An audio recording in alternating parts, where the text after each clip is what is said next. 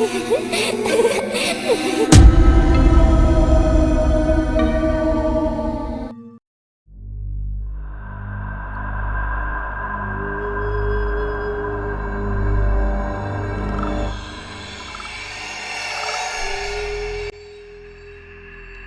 name is Carter. I'm a real estate photographer. Most of the time, I walk through empty homes, snapping pictures of kitchens, closets, and backyards. Nothing scary about it.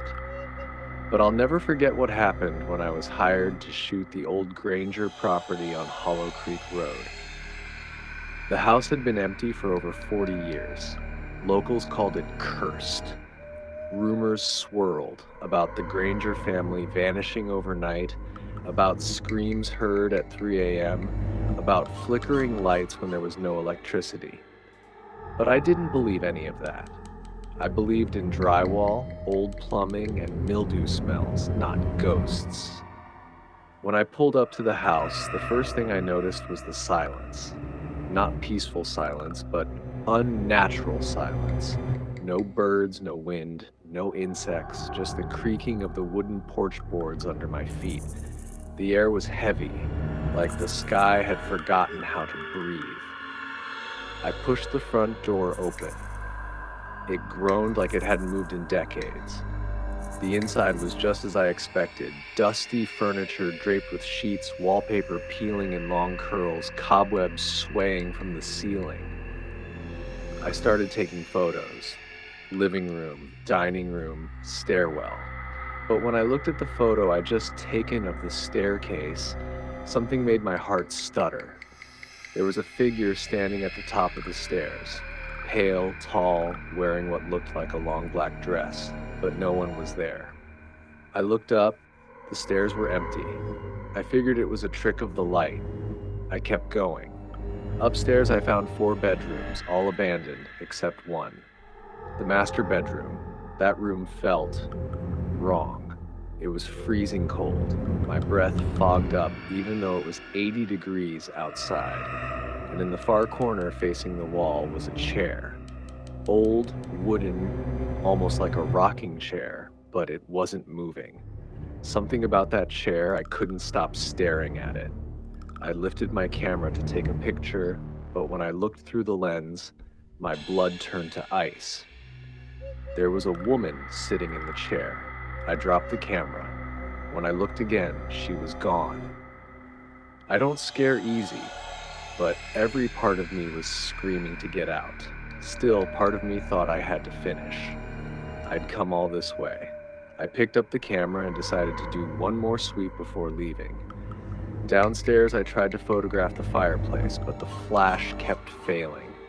My camera just wouldn't take a picture. That's when I heard the whispering, soft, slithering, almost like a lullaby. But the words were wrong. They were backwards. I spun around. No one. Then came the sound of bare feet slapping against the wooden floor above me. Fast. Running. Then it stopped. Right above my head. And then something started coming down the stairs. Each step creaked under its weight.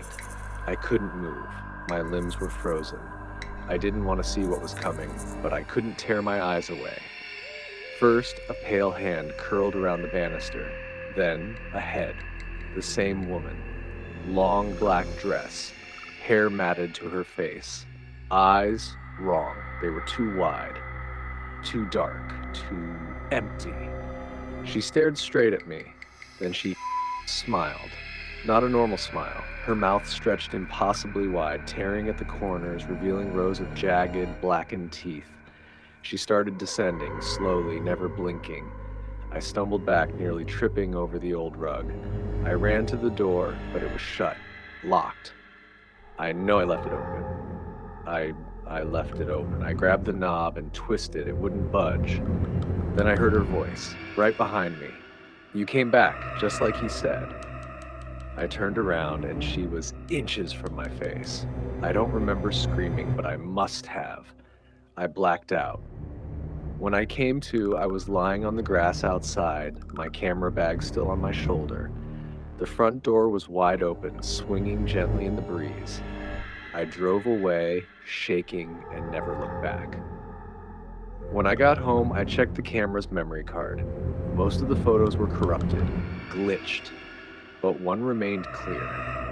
It was the picture of the staircase, and at the top were two figures now, the woman and me standing beside her. Except I never went upstairs again after that.